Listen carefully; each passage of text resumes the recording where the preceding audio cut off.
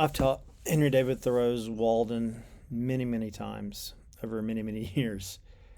However, I have not taught it for the past, say, 15 years or so, primarily because my students have not responded to the book positively at all. In fact, I've gotten a lot of quite negative pushback from students from the book.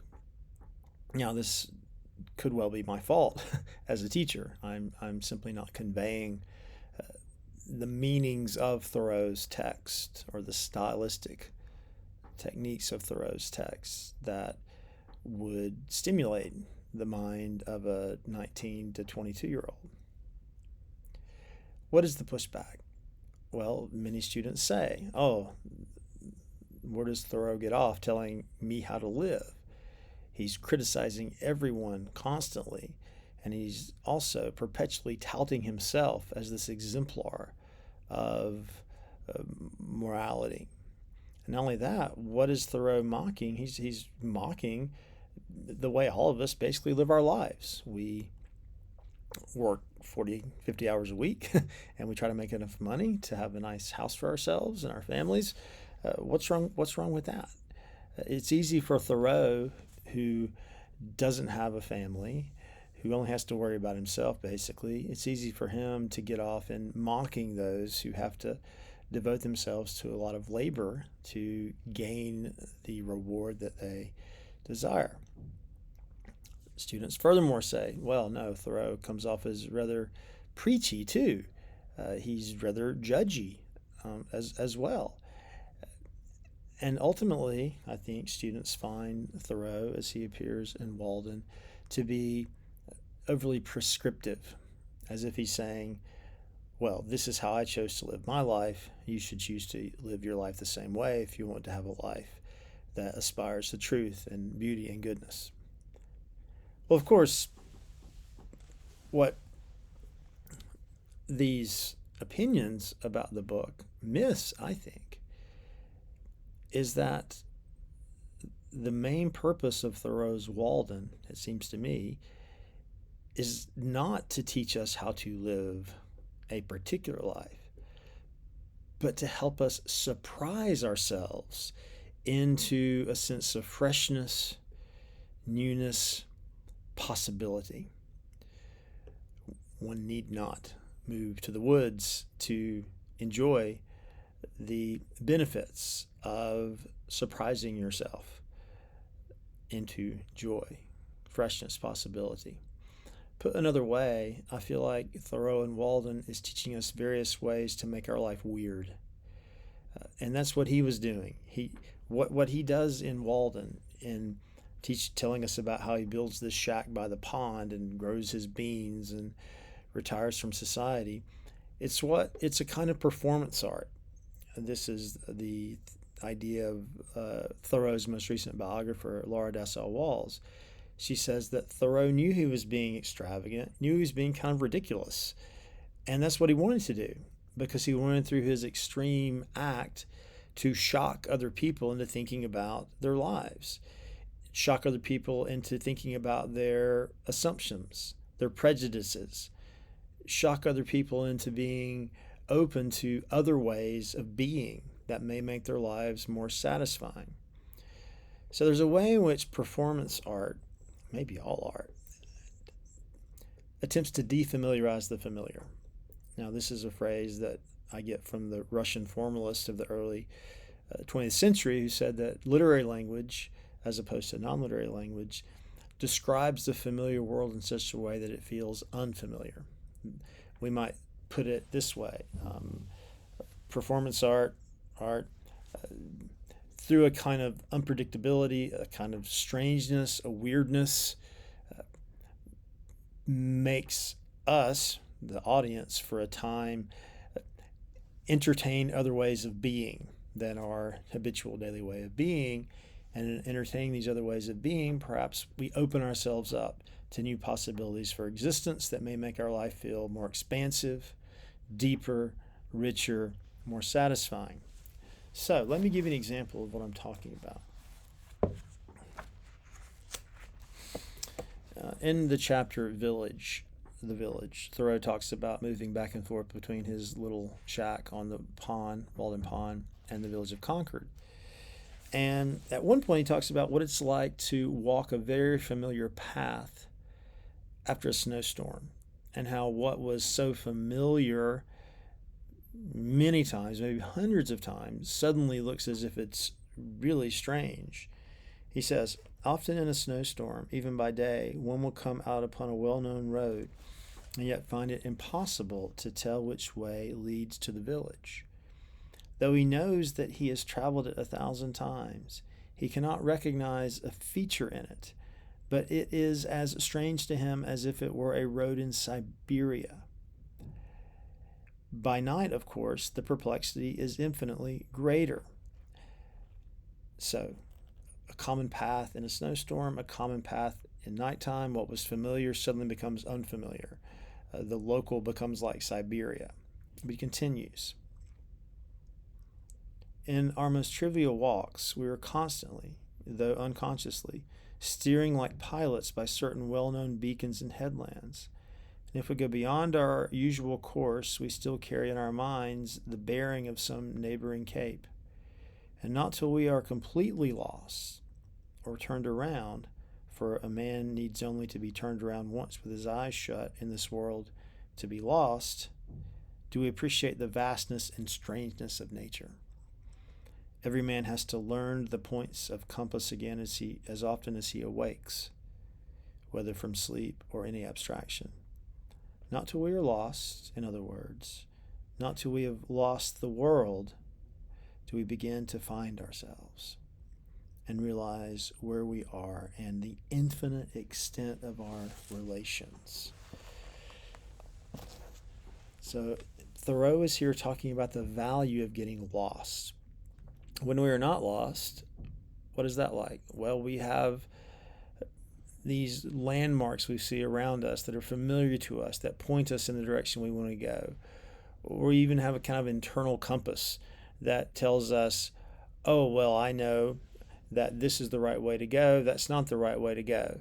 In other words, we are very situated in the world in such a way that we have mapped our experience, not only physically. We look at the landscape almost as if we were seeing it from above, as if it were on a map, but also we have an interior map, our interior cognitive maps that orient us to the landscape in such a way that we feel comfortable, in such a way that we can engage in habitual behavior and ultimately engage in behavior that makes us comfortable. And that's fine. We need these things. We need to be able to get where we need to get smoothly and efficiently. But sometimes, Thoreau says, it's useful to get lost. Why? Because suddenly all of those maps go away, the external map, the internal map, and we do not have any familiar landmarks inside or outside that situate us, that make us secure and comfortable, that allow us to behave in a predictable, habitual way. And in Thoreau's beautiful phrase, he says, only we are lost do we understand the infinite extent of our relations. What does that mean? When I'm lost, I realize that I can turn any direction whatsoever and start going that way. All options are open to me.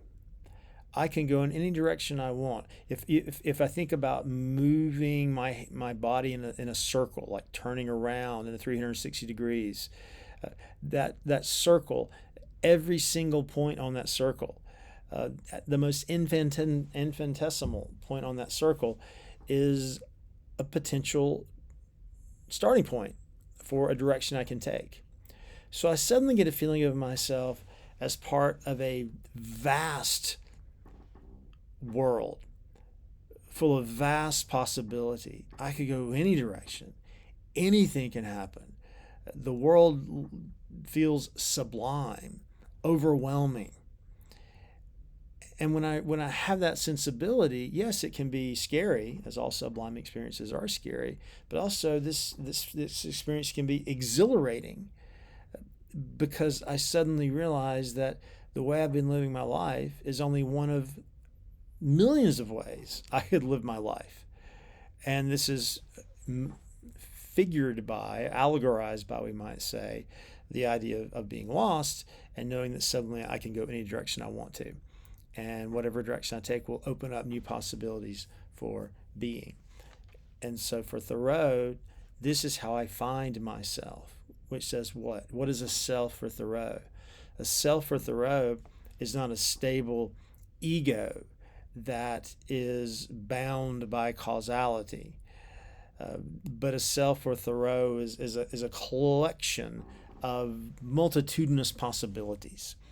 So if I'm living the kind of life he is proposing, then I'm aware that at any time, no matter how situated, no matter how found, no matter how oriented I am, at any time I can put the maps to the side and open up to infinite possibility.